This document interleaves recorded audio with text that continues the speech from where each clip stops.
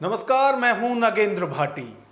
आज की वीडियो में हम बात करेंगे आजाद समाज पार्टी के प्रमुख चंद्रशेखर आजाद की। चंद्रशेखर आजाद दलित, पिछड़े और अल्पसंख्यकों के अधिकारों की बात करते हैं और आपने देखा होगा अभी जितने भी उनके कार्यक्रम हैं, सड़क से लेकर संसद तक हर जगह वो वंचितों, पिछड़ों और अल्पसंख्यकों के अधिकारों की बात करते हुए आपको दिखाई देंगे। अभी की यदि हम बात करें तो संसद में मॉनसून सत्र चल रहा है और संसद के मॉनसून सत्र को विपक्ष चलने नहीं दे रहा है क्योंकि बिहार में वोटर रिवीजन हो रहा है। जो मतदाता सूची में रिवीजन हो रहा है उसके खिलाफ पूरा विपक्ष संसद को नहीं चलने दे रहा है, संसद की कार्रवाई को नहीं चलने दे रहा है। हालांकि इस मुद्दे पर भी वैसे तो चंद्रशेखर विपक्ष के साथ हैं, वो भी इसका विरोध कर रहे हैं कि एसआईआर जिस तरह से किया जा रहा है बिहार में, उसमें एक तो जल्दबाजी के साथ किया जा रहा है और फिर बहुत सारी कमियां हैं।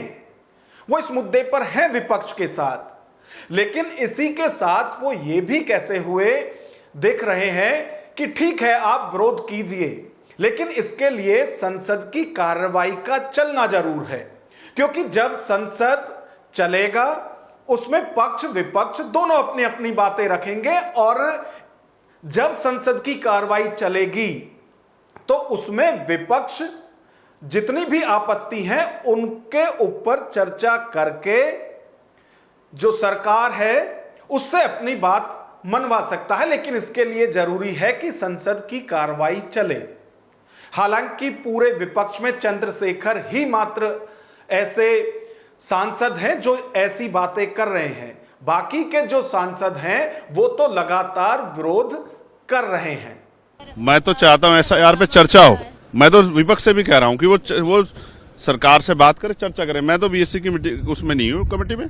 मैं होता तो मैं सरकार से कहता कि वो विस्तृत चर्चा कराए, जो भी विषय है चर्चा कराए, सदन चलने दे, बहुत सारे मुद्दे उठेंगे, समस्याओं का हल होगा। मैं तो सदन के चलने के पक्ष में हूँ। तो ये तो हुई विरोध की बात, लेकिन जैसा कि चंद्रशेखर आजाद की यदि हम सियासत की बात करें तो वो एक तो सबसे पहले दलितों के अधिकारों की बात करते हैं, पिछड़ों के अधिकारों की बात करते हैं और अल्पसंख्यकों के अधिकारों की बात भी वो करते हैं। आपने अभी देखा होगा कांवर यात्रा के दौरान अल्पसंख्यकों के लिए वो सूबे के मुख्यमंत्री योगी आदित्यनाथ से भी भिड़ गए थे और सीधे तौर पर उनकी तरफ से कहा गया था कि ऐसा नहीं हो सकता कि नमाजियों पर डंडे पड़े और कांवड़ियों पर उसी तरह से सड़क को डिस्टर्ब करने पर फूल वर्षा हो।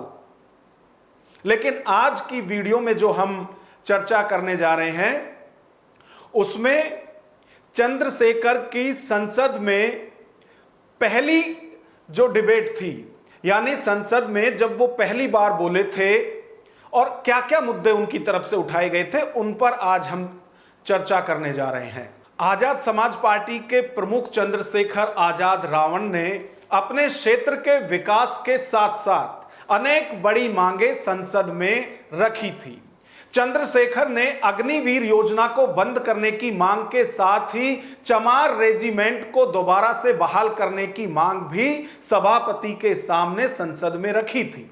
मोदी सरकार पर बड़ा वार और सवाल करते हुए चंद्रशेखर ने कहा था कि धन्ना सेठों का बड़ा बड़ा कर्ज माफ किया जा रहा है, लेकिन देश के अन्नदाता किसानों को कर्ज माफी नहीं दी जा रही है।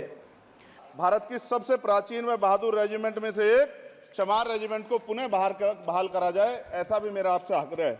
माननीय सभापति जी, पिछले सारे प्रधानमंत्रियों ने मिलकर जितना कर्ज लिया है उससे दुगना कर्ज हमारे वर्तमान के प्रधानमंत्री जी ने लिया है। किसान अगर अपना कर्ज माफ कराने के लिए जाता है तो लाठी झेलनी पड़ती है, जबकि सरकार ने धन्ना सेठों का 15 लाख करोड़ रुपया माफ किया है।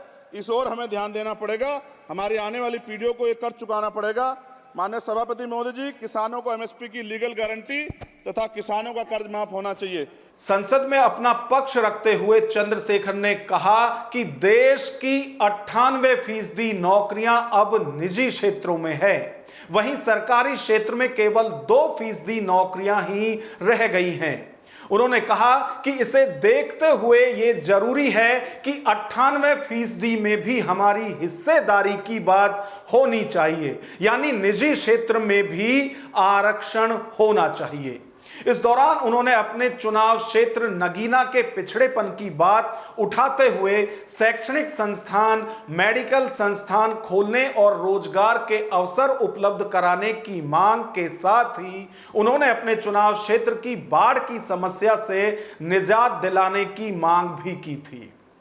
निजी क्षेत्रों में एससी, एसटी, ओबीसी को रिजर्वेशन देने का कोई उल्लेख नहीं हुआ है, जो कि आज चर्चा का विषय, क्योंकि 98% प्राइवेट सेक्टर है, 2% सरकारी सेक्टर है, तो 98% प्राइवेट सेक्टर में भी हमारी हिस्सेदारी की बात होनी चाहिए। चंद्रशेखर ने कहा कि आज हर कोई सामाजिक न्याय की बात करता है।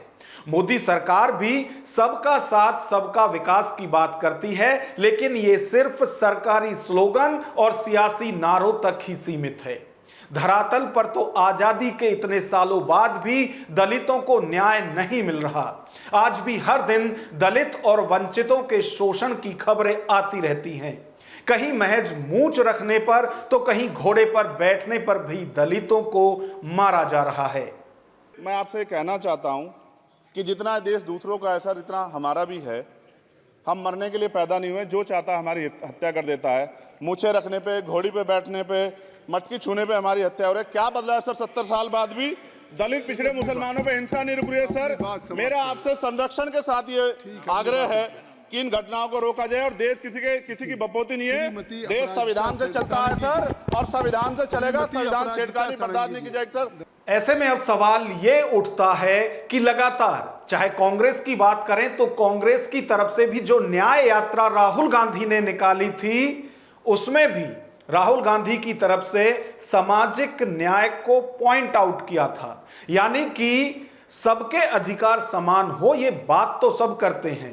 केंद्र सरकार भी, मोदी सरकार की तरफ से भी सबका साथ सबका विकास की बात की जाती है, लेकिन अब रावण ये कह रहे हैं कि आखिर जब सबकी बातें वही हैं तो फिर सामाजिक न्याय के लिए जो दलित हैं उनको बार बार क्यों ठोकरें खानी पड़ रही हैं और क्यों बार बार तमाम कार्रवाई के बाद भी दलित समाज आज हाशिए पर है। आखिर दलितों की आवाज कौन बनेगा? हालांकि बातें तो सबकी तरफ से भी की जा रही हैं। तो ये जो तमाम मुद्दे हैं, चाहे दलित, पिछड़े और अल्पसंख्यक की बात करें, ये सारे मुद्दे दूसरी पार्टियां भी उठाती रही हैं। अभी आपने देखा होगा 2024 के लोकसभा चुनाव के वक्त से ही यूपी में समाजवादी पार्टी की तरफ से भी यही मुद्दा उठाया गया था। उसमें भी दलित, पिछड़े और अल्पसंख्यक की बात कही गई थी और आज तक भी वो इसी बात पर डटे हुए हैं कि समाजवादी पार्टी जो है वो पीडीए की आवाज लगातार बनकर रहेगी। अब यदि चंद्रशेखर आजाद की बात करें तो वो भी सामाजिक न्याय के लिए लड़ाई लड़ रहे हैं और उनका कहना है कि जो ये शोषित समाज है, इसके शोषण के विरुद्ध वो हमेशा आवाज उठाते रहेंगे। और आज चंद्रशेखर चाहते हैं कि जिस तरह से दलितों का शोषण देश में होता है और होता रहा है, अब उससे दलित समाज को भी आजादी मिलनी चाहिए। इस पूरी खबर पर आपकी क्या राय है? कमेंट बॉक्स में हमें जरूर बताएं। नमस्कार।